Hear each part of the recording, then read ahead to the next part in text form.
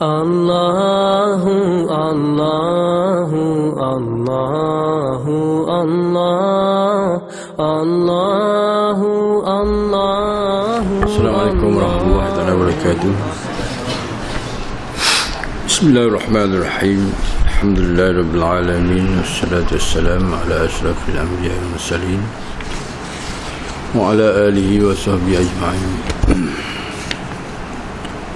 Qala rabbi shrah li sadri wa yassir li amri wahlul 'uqdatam min lisani yafqahu qawli. Allahumma 'allimna bima jahilna wa 'allimna ma yanfa'una. Allah rabbi zidna ilman nafi'a zidna ilman nafi'a zidna ilman nafi'a. Allahumma alhimna bi ilhamil malaikatil muqarrabin والكروبيين صلى الله على سيدنا محمد وعلى آله وصحبه أجمعين. إلهي أنت مقصودي ورضاك مطلوبي أعطني محبتك ومعرفتك استغفر الله العظيم. Alhamdulillah, teman-temannya, marilah kita banyak-banyaklah syukur kepada Allah Subhanahu Wa Taala kerana alhamdulillah pada malam ini kita dapat berjumpa kembali dan seterusnya dapat sama-sama lah kita menyambung semula pengajian kita. Dan kita masih lagi membicarakan tentang ahwal orang yang mati, kemudian pada sangkaan manusia di atas dunia ini mereka itu mati, bahkan kata Allah Subhanahu Wa Taala hakikatnya mereka itu hidup. Sebagaimana kita telah baca pada beberapa siri pelajaran kita yang telah lalu berkenaan dengan orang-orang yang muqarrabin, orang-orang yang mendekatkan dirinya kepada Allah Subhanahu Wa Taala, dan mereka-mereka yang syahid di jalan Allah Subhanahu Wa Taala. Maka setengah daripada mereka dikasyafkan oleh Allah Subhanahu Wa Taala, menampakkan gaya kehidupan mereka itu yang sebenarnya, walaupun dikatakan mereka itu mati. Jadi baiklah, kita sambung daripada pengajian kita. Qala al-mu'allif rahimahullahu ta'ala wa nafa'ana bi'ulumihi fid darain amin. Dan riwayat daripada Zubairi bin Bakar pada Akhbarul Madinah. Jadi pada kitab dia, yakni menceritakan perkhabaran-perkhabaran ahli Madinah, telah mencitera daripada Muhammad bin Abdul Aziz dan lain daripada Muhammad. Maksudnya bukan Muhammad bin Abdul Aziz seorang yang cerita, ada lagi orang cerita. Nah, khabarannya berlaku di sekitar Madinah. Apa benda yang dia nak cerita di sini, maka dia sebut bahawasanya tak kala adalah pada hari Harrah, yakni har tu bersangatan panah, hari panah. Ya. Har tu mana-mana panah. Ditinggalkan bang pada masjid Rasulullah sallallahu alaihi wasallam dengan 3 hari. Jadi waktu pada kepanah berdoa saat ni, siapa orang tak bah, dan keluar segala manusia kepada Harrah, mana lari manusia ni daripada kepanasan saat ni. Maksudnya kita cari tempat-tempat berlindung, tempat-tempat berteduh. Kalau semacam ni, kalau di Mekah, di Madinah tu dia semua kena ada aircon. Boleh katakan wajib, nah, rumah di Mekah, di Madinah ni dia ada ikon. Ya, kenapa? Di sana tu cuaca tu bila panas berdoa. Kita tak nak pijak atas pasir tu. Kalau terbang duk lama masuk kaki sampai gitu. Ya. Keluar segala manusia kepada Harrah dan duduk Sa'id bin Al-Musayyab pada masjid. Jadi seorang sahabat namanya Sa'ad bin Al-Musayyab duduk pada masjid, katanya, ya, maka aku liar akan dia. Yakni itu nak tafsir pada kata aku liar akan dia, sebab lama tiada pergi kepada kubur. Maksudnya lama dah Sa'ad bin Musayyab ni tak pergi ke kubur. Dan aku hampir kepada kubur Rasulullah sallallahu alaihi wasallam. Jadi Sa'ad bin Musayyab pun pergi duduk menghampiri akan kubur Nabi sallallahu alaihi wasallam. Dulu dia bolehlah pergi duduk rapat dengan kubur Nabi ni. Dia hari ni tak boleh. Kita lalu masuk dalam masjid, pergi ke Raudah, kemudian keluar ikut pintu sebelah, kita tobek ke sebelah kiri tu melalui kubur Nabi, dan kemudian kita keluar pintu tu nampak terus Maqbarul Baqi', yakni kubur Baqi'. Jadi leninya nak pergi dekat tak boleh. Boleh hendak gitu nyambak di hak serban merah tu. Ni marah dia. Dah, orang nak kata assalamualaikum ya Rasulullah, assalamualaikum ya Nabi Allah, assalamualaikum ya Habibullah. Ya marah, ya roh min hina. Ya. Gigi. Tak sadut lama. Enggak, nampak ada orang duk baca tu. Haram. Haram selalu dia. Orang dia ni dia reti haram ya. Dia reti lah. Dia reti haram. Dah. Habis tu. Jadi Sa'adul Musayyab dia pergi kepada kubur Nabi sallallahu alaihi wasallam. Maka tatkala hadir aku pada waktu zuhur, aku dengar akan bang pada kuburnya Rasulullah sallallahu alaihi wasallam. Dah, dia dengar suara orang bang di kubur Nabi. Dah. Kemudian kata Sa'adul Musayyab, aku sembahyang 2 rakaat. Kemudian aku dengar akan qomat. Sembahyang, dia pun dengar qomat. Maka aku sembahyang zuhur. Jadi Sa'adul Musayyab pun sembahyang zuhur. Kemudian duduk aku hingga asar. Duduk situlah hingga asar. Maka aku dengar bang pada kubur Rasulullah sallallahu alaihi wasallam. Masuk begitu sehingga asar dia duduk lama tu. Bunyi suara orang bang pada kubur Nabi. Kemudian maka aku dengar qomat. Kemudian sentiasa aku dengar bang dan iqamah pada kubur Rasulullah sallallahu alaihi wasallam hingga lalu 3 hari. Sapalah masa itu berlalu 3 hari. Sa'adul Musayyab dia dengar orang bang di kubur Nabi dan orang qomat di kubur Nabi. Dan masuk mereka itu ke Madinah dan bang dan iqamat. Ya. Jadi orang ramai-ramai saat ni hak duk lepas daripada cerita 3 hari orang tubik tu balik. Nah, kemudiannya masuklah mereka itu orang ramai-ramai tadi bang dan qomat. Maka aku mendengar-dengar kan pada kubur akan bang dan iqamah. Tiada lagi aku dengar akan dia. Wallahu a'lam walhamdulillahirabbil alamin.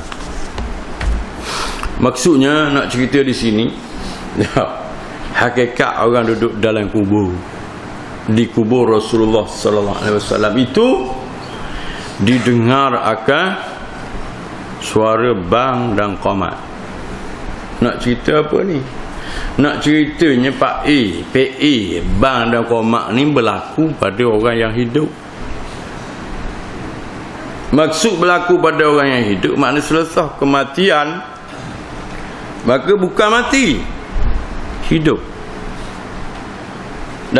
Tapi hidup tidak seperti berlaku sebagaimana hidup atas dunia lah. Ini dalil membuktikan kepada kita bahawasanya berlaku kehidupan yang lain selepas daripada kematian seseorang. Akhir dia sebut wallahu a'lam. Jadi tak nak komen lah. Dia sebut wallahu a'lam ni, kata bahasa kita no comment. Sebab hak yang terlebih sebenar, hak yang terlebih sungguh, tahu dalam perkara-perkara hak yang lebih daripada ilmu kita ni Allah a'lam, yang terlebih mengetahui. Jadi pengarang kita tak nak komen banyak lah, sebabnya hakikat pengetahuan, hakikat ilmu yang terlebih sebenarnya adalah di sisi Allah Subhanahu wa ta'ala. Sebab itulah saya nak sebut cerita, hakikat ilmu itu adalah wallahu alam. Tu orang panggil hakikat sebenar-benar ilmu. Ada orang faham bila sebut wallahu alam tu, tak boleh jawab lah tu. Wallahu alam tu. Jawab. Allahu a'lam tu hakikat ilmu yang sebenarnya. Dan Allahu a'lam itu memberitahu bahawasanya kita telah maklum di atas diri kita bahawasanya kita ni jahil. Sebab tu orang tak kata Allahu a'lam tu, orang tu memang jahil. Orang faham bila sebut Allahu a'lam, ada boleh jawab tu. Bukan, dia boleh jawab. Dia boleh jawab atas sifat apa? Atas sifat diri dia tu tak erti. Nampak ke tu? Dia pakai kelih dah gambar. Maksudnya manusia ni ada dua jenis. Ada jenis orang yang tak erti bahawasanya dia tu tak erti. Orang yang tak reti kata dia tu tak reti, dia tak kata wallahu alam. Ada pun orang yang mengerti, orang yang mengetahui bahawasanya dia tu tak reti, maka dia kata wallahu alam. Sebab itulah sekurang-kurang ilmu pada sisi manusia itu apabila dia berkata wallahu alam. Sebab wallahu alam tu ilmu. Imam Malik kalau ditanya akan dia 3 soalan. Imam Malik tu, Imamul A'immah tu, guru kepada Imam Syafi'i, ditanya akan dia 3 soalan. Dia jawab hanya 1. Yang 2 dia kata wallahu alam. Tak berani dia. Tu siapa? Imam Mujtahidi, Imamul A'immah Malik bin Anas radhiyallahu anhu, apa nama ni, murid kepada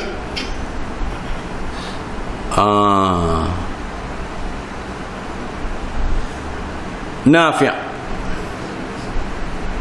seorang imam qurra, nama dia Nafi', murid dia Imam Malik.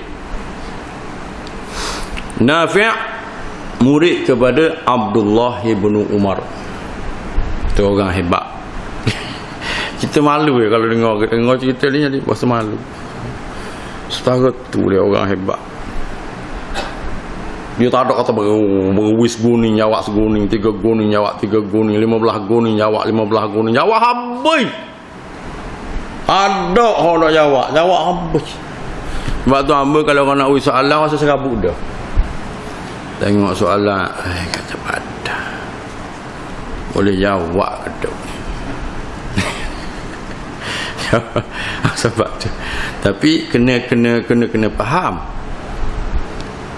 Soal-soal ni dia kata as-su'al nisfu ilmi. Bermula soal itu setengah daripada ilmu. Dan dia akan memberi 3 manfaat orang soal ni. Pertama, memberi manfaat kepada orang yang menyoal bila dia jawab. Bila soalan itu dapat dijawab.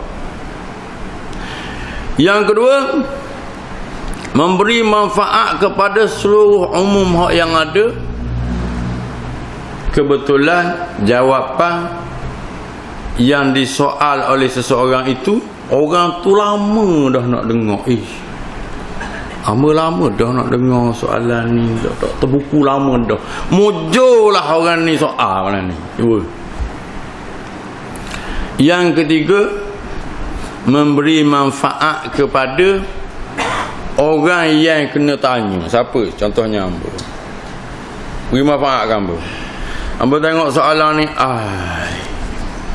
tengok kiri, tengok kanan, tengok Haji Zul, tengok Haji Pa, nak jawab tak boleh. Menyemari macam-macam nanti ni, takut orang kata setara tu je cakap sedap, dapat kau rasa gitu tak boleh jawab. Dah. Jadi dalam tu dia mari belaka. Setan pun cocok. Setan kata mu jawab aku ke mana pun mu jawab. Jangan tak jawab malu mu. Macam boleh kona mu kona, jangan tak kona. Mu jawab aku ke mana pun, setan kata. Jadi masa tu kita pun break sekejap, kita dengar. Kita sanggup tak beranak nafsu kita? Nafsu kita jawab. Kamu orang sahur, kau nak jawab kan? Nak jawab oleh malu saja. Maka sini ada faedah kita. Yang pertama, kita boleh nyek nafsu kita. Kita boleh peranak nafsu kita. Biarlah dah, muka aku tak tahu sungguh. Maka kita pun kata wallahu a'lam. Manfaat kepada kita, nombor 1, kita tahu kita jahil. Manfaat ni. Dah. Kita perasan, kita reti, aku ni jahil sangat weh. Maka apabila kita sudah ada info atau maklumat tentang kejahilan kita, kita pun mula mencari. Jadi insya-Allah soalan tadi pada malam ini saya tawakkuf dulu. Wallahu alam. Dan saya cuba bawa jawapan ini pada minggu yang lagi akan datang insya-Allah. Jadi balik pun kita pun tak boleh duduk minggu depan nak hari ni. Pergi cari lah weh. Start motor pau pergi dalam kandung. Start kereta pau dalam kandung. Pergi cuba Tok Guru. Assalamualaikum. Salam. Saya ada kemuskilan sikit. Masya Allah, orang tanya haid al-mutahayyirah. Maksudnya satu haid yang berlaku tak tahu apa buat. Dah mari sehari 2 hari berhenti. Tengok cuci molek apa semua, mari pula bawa nak masuk semayang. Dah mari pula ambil air semayang, apa nama ni, bila sudah mari kemudian cuci, lepas tu semayang. Bila semayang 2-3 waktu, mari pula lagu mana kau tahu kan? Tak pun. Mari kita tengok buka kitab Furuq Masail. Contoh ni. Jawapannya begini. Oh, ya. Alhamdulillah lah. Jadi saya faham. Jadi minggu yang lagi akan datang kita pun akuk semula jawapan tadi. Jadi jawapannya begini pada si yang bertanya pada minggu yang telah lalu. Kita pun jawab. Tu nak cerita kepada tuan-tuan sekalian, hikmah apabila kita kata wallahu a'lam. Jadi mana-mana pengarang kita, mana-mana orang yang merasakan beradab dengan ilmu, bila sulah dia cerita, dia mengajar, dia apa gitu gini, maka dia akan kunci dengan wallahu alam. Sebab lebih kurang tu je aku tahu. Maksudnya gitu. Jadi hak yang selanjutnya, hak selebih daripada tu, Allahu alam. Allah terlebih mengetahui, aku tak tahu. Baik. Sebab itulah orang yang beradab dengan ilmu, bila dia baca Quran, yas'alunaka 'anis sa'ah contohnya, dia akan mendahului wallahu alam. Tak tafsir lagi, tak baca lagi, wallahu alam. Maksudnya pada ayat kata yas'alunaka 'anis sa'ah itu, Allah lah yang terlebih tahu bimuradihi, dengan kehendak yang sebenarnya. Sebab sama Sa'id saja yang tahu di atas Sa'id hak yang dia, hak yang sajak, hak yang dia bersajak tu. Sebab apa? Dia sendiri jom tulis. Sebab apa dia sendiri jom tulis? Sebab ada satu orang panggil ilham mari daripada diri dia, dia nak tulis begini. Kita boleh tak baca sajak sama Sa'id? Boleh. Tetapi kena ataupun tidak dengan kehendak sebenar hak sama Sa'id nak mendeklamasikan sajak. Contohnya dalil. Sebab tu ayat Allah Subhanahu Wa Taala kita boleh baca tafsir, tapi sekadar keilmuan yang ada pada diri kita. Sebab itulah ta'dib, yakni adab ulama-ulama dulu sebelum dia baca tafsir, sebelum dia tafsir Al-Quran, dia akan sebut mentakadumkan, dia bubuh dulu wallahu alam. Bila baca satu Allahu alam, barulah dia sebut. Jadi baik tuan-tuan sekalian,